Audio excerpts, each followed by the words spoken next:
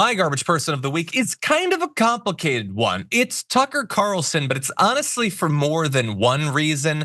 The first is a bit of a throwback, though. Do you remember when this happened? I mean, look at that. It's fresh, too. Look at that. Oh, come on. Unicorn and mini mills. All right. So that was earlier this year. Tucker Carlson filmed himself doing some good old-fashioned Moscow bread edging, and he had a good time with it. And so that was part of his attempt to show that everything about Russia is better than America. And so in America, you should set aside democracy so you can be more like Russia, which has great bread or whatever. We made fun of that at the time. A lot of people did, but it actually ties in to some news that came out earlier this week. Now, there was the story that came out about the Russian effort to funnel money to right-wing influencers through this Tenet media company or whatever. And that video that you just saw actually popped up in that story. Not a lot of people noticed it, but a producer at Tenet Media, that's the company at the center of the alleged covert Russian interference effort, hesitated to post MAGA influencer Tucker Carlson's fawning trip to a Moscow supermarket in February because it felt, quote, like overt shilling. The founder consulted their partner and replied with instructions to share the Carlson clip, with the producer finally agreeing to put it out tomorrow. So this company, which was set up exclusively to do propaganda for Russia, was like, that's too much. That's actually kind of cringy and I don't like it and I won't abide it. But now they did end up putting it out. They did in the end to do that. But it is amazing. And there's no evidence that Tucker Carlson was paid. He apparently was doing this for free, doing such slavish propaganda that the propagandists get uncomfortable by it. A storm is tearing up the digital media industry. Only our audience can save us in these difficult times. Help us reach our goal of 100,000 new members at tyt.com/team. And by the way, add to that, he also had the interview that we're going to talk about in a sec that was so anti-Semitic that even Elon Musk deleted his tweet about it. So we'll turn to that in a sec. But Brett, what do you make of that? I love it. My favorite part of this entire thing is that folks like Tim Pool, their actual defense seems to be in this entire argument that they weren't evil. They're just such huge idiots. They were able to be conned into doing paid propaganda. They're that stupid. So they are basically arguing, no, I'm just a useful idiot.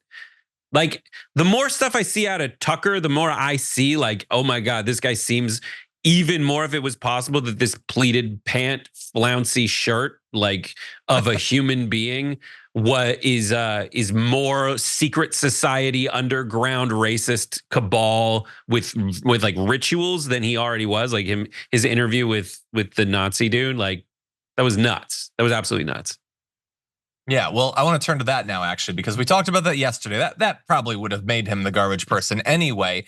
But I want to tie in. This is what makes it complicated. JD Vance, I believe, deserves some discredit in this too, because, and I said in our reporting yesterday, let's ask some other right wingers what you think about the fact that Tucker Carlson brought on this apologist for Adolf Hitler. And JD Vance, perhaps not surprisingly, is standing by Tucker Carlson. But take a look at the utterly dishonest way that he does it.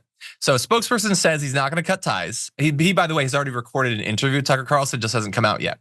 So they say this, spokesperson, Senator Vance doesn't believe in guilt by association cancel culture. Yes, he does. But he obviously does not share the views of the guest interviewed by Tucker Carlson. There are no stronger supporters of our allies in Israel, the Jewish community in America, than Senator Vance and President Trump, who just love this guy Tucker Carlson who hangs out with Nazi apologists.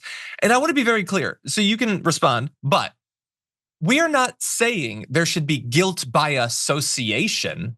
Tucker Carlson is not guilty by association. He's not guilty because he was in a photo with this guy. He personally endorsed this guy's anti-Semitic research.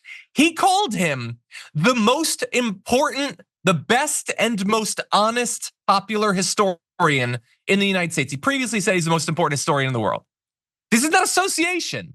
He said, the work I know you for which is whitewashing the record of Adolf Hitler and pretending that the Holocaust was just mismanagement of resources, makes him the best historian in the world.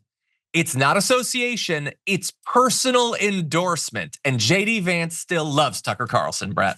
Yeah, with Tucker, like, does he believe it, or is he just so aware of the functionality of this grift? Because one of the key dynamics in online discourse is people who just really want to tell you that everything you've been told is a lie. And yes, many things you've been told are lies. Many things are not exactly, like, you have to pick one narrative in history. Like, that just ends up permeating the discussion. But first off, Republicans hate when you introduce nuance into stuff like that when it comes to, the founders owned slaves, and maybe we should acknowledge that. But they are fully willing to say, you know what? Actually, the Hitler wasn't so bad, and he's just misunderstood. There's plenty of room for nuance there. So what they do is they capitalize on the people who want to be contrarian and then just give them the most ridiculous, much bigger lie, much larger distortion of reality than the misrepresentations they may perceive in the prevailing historical narrative of the day.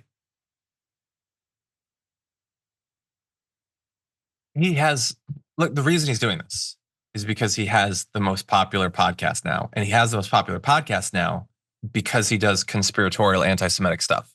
Right. And he does it half poorer his than Joe audience Rogan. is listening to it the way they watch Ancient Aliens. Yeah, probably. They're just like, this is fun to they're believe. I watching. don't care. Yeah, 100%. And so, no, JD Vance likes it. So again, we've had this ongoing conversation about who in American politics is anti-Semitic. And apparently this doesn't count, I guess. The saying, oh, Hitler didn't want to kill Jewish people. It was just he had so many prisoners, he couldn't help it. And maybe it was more humane than letting them starve, which of course many people did. To not have them as prisoners, you freaking weirdo.